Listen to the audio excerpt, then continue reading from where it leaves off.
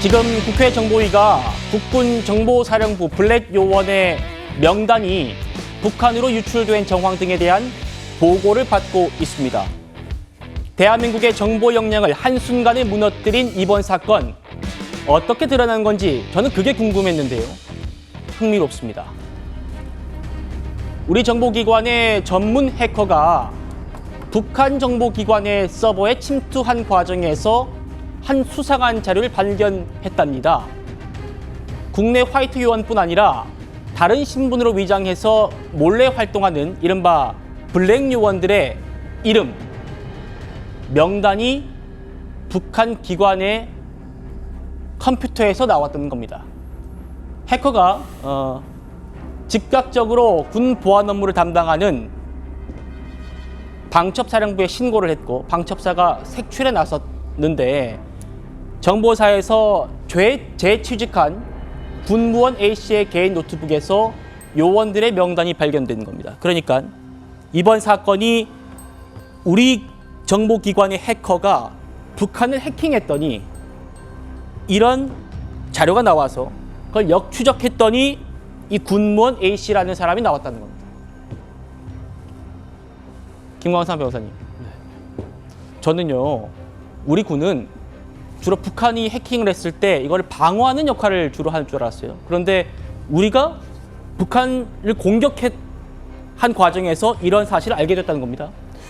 지금은요, 우리가 이제 무기로서 전쟁하잖아요. 근데 사실은 보이지 않는 사이버 전쟁을 하고 있는 거거든요. 네. 그래서 어느 쪽에서 어떤 정보를 얻고 있느냐에 따라서 적대 국가랄지 아니면 적대 국가 아닌 경우라도 어떤 대응을 할 수 있느냐, 이런 것들이 굉장히 중요한 영향을 미칩니다. 그리고 이게 뭐 단순히 뭐 군 문제뿐만 아니라 이게 경제랄지 여러 파트에 다 이게 영향을 미치기 때문에 아마 우리가 뭐 노골적으로 아니면 뭐 공개적으로 하지 못하지만 이건 당연히 우리도 할 수밖에 없는 거예요. 더군다나 이제 북한은 우리의 적대국가 아닙니까? 그리고 언제든지 뭐 미사일 쏘아대고 간첩 보내고 이제 그런 상황이기 때문에 우리도 당연히 해킹을 해야 하는 거죠. 그래서 아마 이 사건이 왜 이렇게 시간이 늦어지고 국군 방첩사에서 좀 약간 미온적이다 이렇게 비판이 많이 있었잖아요. 네. 근데 아마 그 과정이 좀 있었던 걸로 보입니다.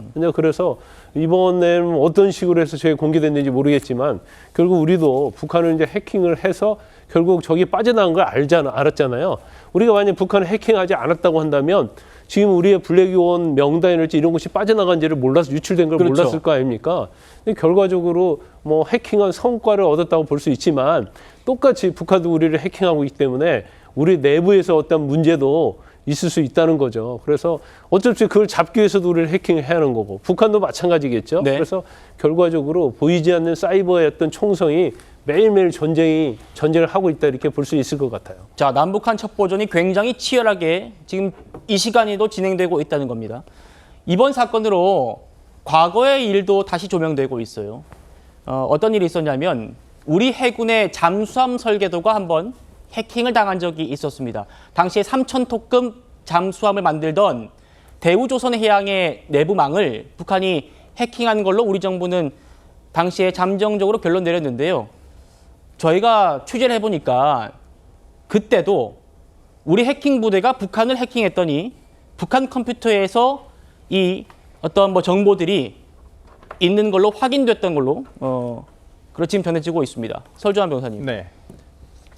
지금 논란되고 있는 우리 블랙 요원이 드러난 그 명단 유출과 당시 3년 전의 일이 똑같은 상황이 벌어진 거예요. 네네. 그러니까 이런 아마 상시적으로 아마 정보에 대한 해킹 크로스 체크는 계속 하고 있을 것으로 보입니다. 우리도 북한에 대해서 해킹을 공격적으로도 할 것이고요. 그다음에 이런 과정을 통해서 지금 이런 사건이 드러나지 않았겠습니까?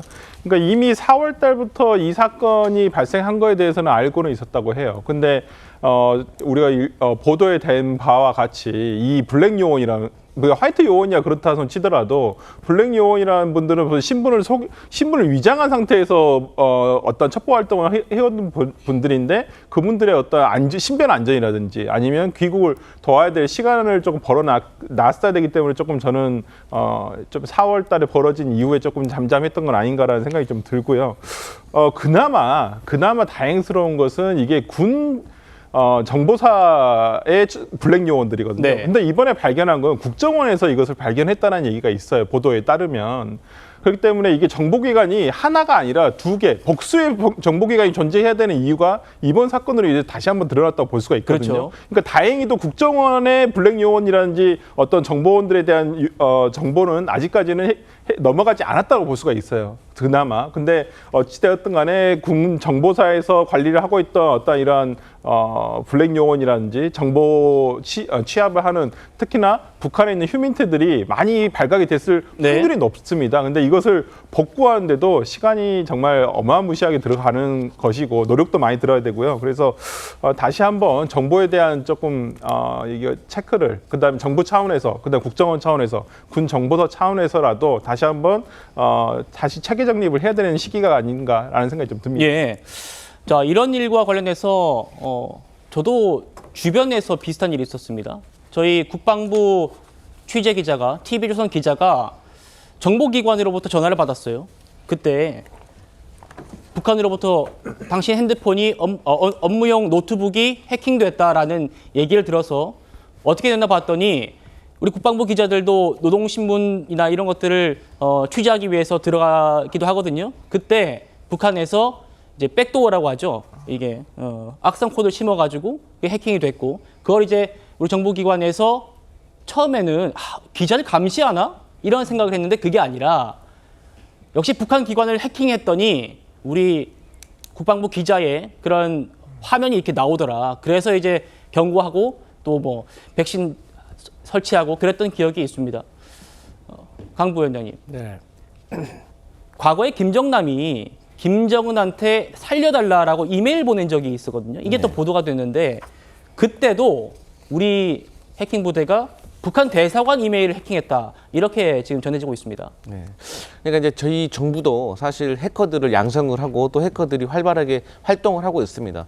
하지만 이제 이게 우리가 언론이라든지 국회라든지 정치권에서 우리의 어떤 전력에 대해서 노출시키고 보도하는 것은 국민의 알 권리도 중요하지만 최대한 좀 자제를 해야 되는 부분이 아닌가 저는 그렇게 생각을 합니다. 그렇기 때문에 이제 정보위에서도 사실 비공개로 해서 야당 의원들께 보고를 하기도 하지만 여기에 대해서 비밀 엄수를 좀 요청을 하는 것이죠.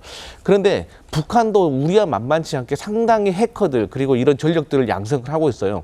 최근에도 미국 기사를 보면요. 한 60여 명의 북한 공작원 해커들이요. 미국의 한 300개가 되는 회사에서 프로그램을 설치하고 프로그램을 깔고 그리고 이렇게 돈을 벌고 위장 취업을 했다는 겁니다. 그래서 거기서 벌어들인 수입이 94억이라는 거예요. 그래서 돈도 벌면서 기밀이나 정보도 빼내는 이런 사례가 빈번해지고 있기 때문에 이게 경각심을 갖고 저희도 이 부분에 있어서 양성을 게을리해서는 안 될 것이다 이렇게 보여집니다. 예. 자, 뒤늦게나마 피해 사실을 알게 됐으니까 뭐 다행이다 이렇게 치부하기에는 지금 우리 정보 역량의 타격이 너무나도 막대한 그런 상황입니다. 신분이 유출된 블랙 요원들 지금 첩보 활동이 불가능해져서 급히 귀국을 하고 있는 그런 상황이라고 하는데 해외 첩보망에 괴멸적 타격이 우려된다라는 보도까지 나오고 있습니다. 전직 대북 첩보 요원은 탈북자 휴민트를 통한 그런 명단 등이 발각되면 북한이 간첩죄를 적용하고 발각 즉시에 총살, 삼족을 멸하는 중형을 내릴 가능성이 높다. 그러니까 우리 정보기관에 정보를 주던 북한 내부 정보원들이 대거 처형될 가능성이 제기되고 있는 겁니다. 송 본부장님. 네. 지금 이렇게 되면 우리 정보 역량 굉장한 타격을 입을 수밖에 없습니다. 가뜩이나 그 휴민터, 저 인적 정보죠. 사람이 얻는 정보죠. 휴민터 요원들이 그때 이 DJ 정보나 그 진보 정보를 거치면서 그 약화됐다는 이야기가 많았는데 휴민터를 한 사람 양성하는데 한 10년 정도 걸린다고 해요. 왜 그러냐면은 현지에 파견을 해서 현지에서 거기에 좀 익숙해져야 되고 또 현지에 있는 주민이랄까 뭐 현지인들을 같이 우리 편으로 만들어야 돼요. 동료로 만들어야 되는데 지금 이렇게 되면은 우리 블랙 요원들이 신변 위험에서 급히 귀국을 했는데 네. 이뿐이 아니고 블랙 요원이 현장에 있으면서 접촉을 했던 현지인들이 있습니다. 예를 들어서 뭐 중국에 있는 동포들이라든지 현지인들이 있으면은 이게 그 우리 신분이 블랙 요원들의 신분이 파악이 됐으면은 그 블랙 요원이 접촉한 사람들을 역추적해 가면은 그 사람들도 상당히 위험해질 수가 있는 거예요. 그렇다면 우리가 조금 전에 쭉 말씀하신 대로 우리도 해킹을 하잖아요. 해킹을 하고 그거는 필요에 의해서 각국 모든 나라가 다 하는 거죠. 그 해킹을 해서 그 어디까지 그쪽에서 파악을 하고 있는지 그 부분도 면밀히 좀 검토를 해서 예. 대책을 마련하는 후속 조치 지금 끝난 게 아니고 지금부터 좀 더 다른 피해자가 생기지 않는지 그렇습니다. 그런 부분을 해서 또 이게 복구를 할 부분이 있는지 휴민터를 복구를 할 수 있는 거 있는지 완전히 이게 없어진 것은 어딘지 그 파악하는 작업이 지금부터 더 중요하다고 봅니다. 그렇습니다. 그런데요. 보신 것처럼 북한은 그런 내부의 정보원에 대해서 간첩죄라는 중형을 내릴 수 있는데도 정작 우리는 우리 동료의 목숨을 팔아넘기고 또 국가정보망을 통째로 흔든 그 반역범들을 간첩죄로 처벌할 수 없을 수도 있다고 합니다. 우리나라 형법에 간첩죄가 이렇게 되어 있습니다. 적국을 위하여 간첩하거나 적국의 간첩에 방조한 자에 대해서만 징역을 처한다. 아시는 것처럼 지금 대한민국의 적국은 북한뿐이죠.